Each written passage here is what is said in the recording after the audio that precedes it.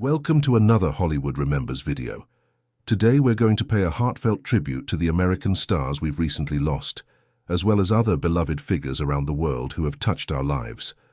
Before we begin, if you relate to this content, please leave a like. It helps the channel continue bringing you tributes made with respect and affection. Thank you for being here. Now, let's begin. John Forté has died. He was 50 years old. A Grammy-nominated musician, producer, and writer, best known for his work with the Fugees and for a career shaped by talent, struggle, and resilience. He was found dead at his home in Massachusetts. The news came suddenly. For many who followed his life and his music, it landed heavy, too soon, and quietly shocking. John Forté's story was never simple. He came up through hip-hop with a sharp mind and a deep respect for the craft. Behind the scenes, he helped shape music that mattered to people, music that carried weight. Later, his life took turns that were public, painful, and humbling, but he kept going. After prison, he rebuilt, slowly, thoughtfully. He returned to music with perspective, faith, and gratitude. Friends and collaborators often spoke about his kindness, his humility, and how seriously he took second chances. He didn't waste them. He was a husband, a father, a man who knew loss and still chose hope. John Forté leaves behind songs, words, and a reminder that redemption is real, even when the road is hard. May he rest in peace. Rubén Patagonia has died. He was 69 years old. A singer, folklorist, and cultural messenger from Argentina, he was known for carrying the voices and sounds of indigenous peoples to wider audiences without ever softening their truth. His passing marks the loss of a man who treated music as memory and as responsibility. Born in Patagonia, Ruben didn't chase trends or applause. He chose a harder road. He spent his life preserving stories that were at risk of being forgotten, songs rooted in land, ancestry, and struggle. When he sang, it wasn't performance, it was testimony. For decades, he worked as a bridge between generations, between cities and remote communities, between modern stages and ancient rhythms. Many saw him as more than an artist. He was a teacher, a guardian of culture, someone who understood that music can protect identity when words alone are not enough. Those who knew him speak of his quiet strength and deep respect for the people he represented. He carried their voices carefully. Rubén Patagonia leaves behind a body of work that will continue to speak long after the silence. May he rest in peace. Yeison Jiménez Galeano has died. He was 34 years old. A Colombian singer of música popular, he became one of the most recognized voices in the genre, known for songs that spoke plainly about love, struggle, and everyday life. His death came in an aviation accident. The news spread fast, and it hit hard. 34 is young, too young. For many fans, it felt unreal. Yeison's rise was built on work, 8 albums, around 70 songs written. He didn't sound distant or polished in a cold way. His music felt close, like something you'd hear in a car late at night, or at a family gathering, or when life wasn't going the way you hoped. People heard themselves in his voice. He carried música popular with pride. He helped push it forward while staying rooted in where it came from. That balance mattered to listeners who felt seen by his words. Behind the success was a man still building, still dreaming, still creating. That's what makes this loss so heavy. Yeison Jiménez leaves behind music that will keep playing, and a silence that shouldn't have come this soon. May he rest in peace. Dolly Parton is more than a country music icon. She is a story about self-invention, about a woman who learned early on that identity is something you choose, not something you inherit. This is not a story about charts or trophies.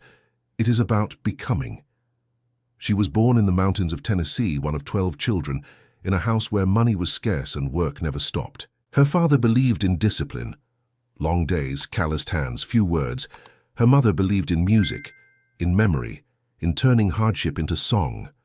Dolly grew up between those two forces, structure on one side, imagination on the other. That tension shaped her. She watched people closely, learned how silence worked, learned how laughter could soften a room. Singing became a way to be noticed without asking permission. Writing became a way to hold on to moments before they disappeared. As a child, she understood something important. Sound could travel where bodies could not. A song could leave the mountains, even if you stayed behind. Talent in her world was not mystical. It was something you practiced after chores were done, something you earned. By her teenage years, she already knew she was leaving. Not to escape who she was, but to protect it. She carried her accent like a flag. She exaggerated her look on purpose. Big hair, bright colors, a smile that dared people to underestimate her. Many did. She never corrected them. She let time do that. What mattered was not fitting in. It was standing firmly inside her own choices. That instinct, formed early, would become her compass. It would guide her through success, criticism, praise, and misunderstanding. Before the world knew her name, she already knew who she wanted to be. Dolly Parton did not move slowly toward recognition.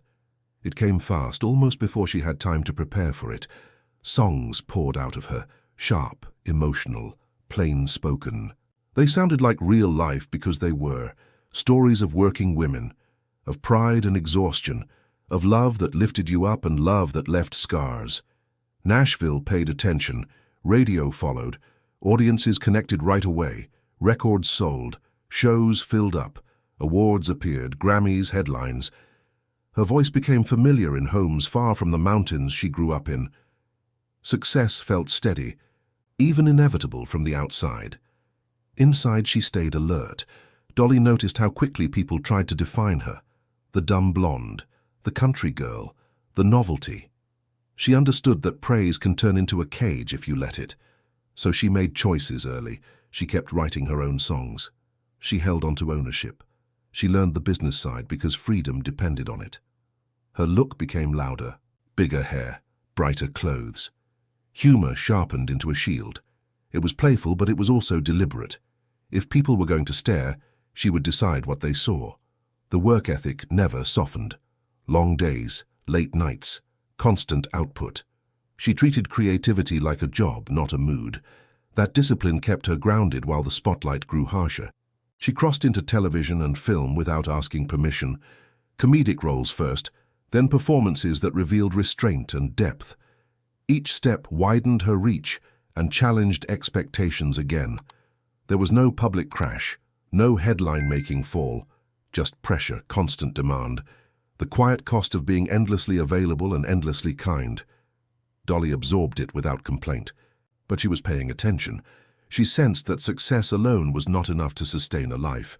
That applause fades faster than people admit. Something needed to shift, not outwardly, internally, and that awareness would change everything that came next. The shift in Dolly Parton's life did not come with noise. No scandal, no collapse, no public reckoning. It came quietly, the way real changes usually do. She had already proven everything people said she needed to prove. Hits, sales, awards, fame that could carry her for decades without effort. But she felt the limits of that version of success. Being liked was easy. Being understood was harder. Being useful mattered more. So she leaned inward. Her writing deepened. The song still carried melody and wit, but the focus changed. Faith, doubt, regret, responsibility. Stories that did not flatter but told the truth gently. She sang about forgiveness without pretending it was simple, about strength without turning it into spectacle. At the same time, her generosity became more deliberate. Literacy programs, free books sent to children every month, No press conference, no demand for credit. She remembered growing up without books and decided that memory should become action. Millions of children would later read because of that decision. She spoke openly about her life without turning it into performance, about choosing not to have children, about a marriage that worked because it stayed protected from the public eye, about belief that did not need to be broadcast to be real. Her image stayed playful, the hair, the humor, the sparkle, but it was no longer the headline. It became a doorway. People laughed, then listened. That balance was intentional. Younger artists began to watch her closely, not just how she performed, but how she moved, how she treated people, how she said no, how she stayed generous without being consumed by expectation. She never claimed moral authority. She simply acted from clarity. By this point, Dolly was no longer chasing relevance. She had stepped into something steadier, respect that crossed generations, trust that did not depend on trends. The work still mattered. The applause mattered less. She had learned that a career can succeed loudly, but a life succeeds quietly, and she chose the quieter kind. Dolly Parton's legacy was never meant to be measured in numbers, even though the numbers are impossible to ignore. Records sold, awards won, decades of relevance. None of that fully explains why she matters. What lasts is something quieter. She showed that you can build a long life in public without losing your private self. That kindness does not have to be weak. That humor can carry truth without shouting it. She understood that people listen more closely when they feel respected, not instructed. As the years passed, she became less of a performer chasing attention and more of a reference point. Someone people looked to for steadiness, for perspective, for proof that success does not require hardness. She spoke about mistakes without turning them into confession. She acknowledged limits without apology. She treated her past as a foundation, not a wound. That balance made her believable in a way fame alone never could. Her work continued, but the urgency changed. There was no rush anymore, only intention. Songs released because they felt necessary, appearances made because they felt right. She chose alignment over momentum.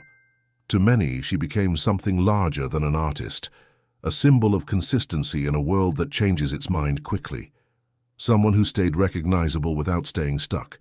What she leaves behind is not just music, it is permission. Permission to be exactly who you are, even if that makes others uncomfortable. Permission to succeed without becoming cruel. Permission to age without erasing yourself. Her life traces a clear arc, a girl shaped by hardship, a woman who refused to be reduced, a career built with discipline and humor, a legacy defined by care. This story was never about becoming famous, it was about becoming whole. And that may be the greatest role she ever played,